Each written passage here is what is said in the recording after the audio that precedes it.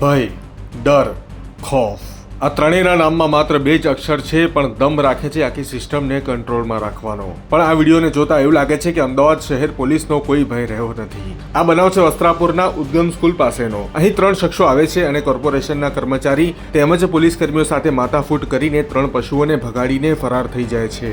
અમદાવાદ મહાનગરપાલિકાની CNCDની ટીમ અમદાવાદના science city road પરથી આ પશુઓને લઈ ગઈ હતી. આ કેસમાં વસ્ત્રાપુર પોલીસે ફરિયાદના આધારે તપાસ તો હાથ ધરી છે, પણ પ્રશ્ન એ છે કે આ સમસ્યાનું મૂળ કારણ શું છે? શું શહેર મોટા થતા જાય છે? શું આ પશુઓના ઉછેર માટે કોઈ જગ્યા નથી? ખેર આવી તકલીફો પડવાનું સાચું કારણ શું છે તે તમે કોમેન્ટમાં કહેજો. પરંતુ જે પણ સમસ્યા હોય તેને સમજીને જલ્દી આનો અંત લાવવામાં આવે તે જરૂરી છે, કેમ કે માત્ર નીતિઓ કાગળ પર બનાવીને છોડી દેવાથી વાત નહીં બને. કેમ કે આમાં વાહન ચાલકો, રાહદારીઓ અને માલધારીઓ સૌ કોઈ પરેશાન થાય છે, અને સાથે તંત્ર પણ. એટલે આશા છે કે આવી સમસ્યાનો જલ્દી અંત આવે.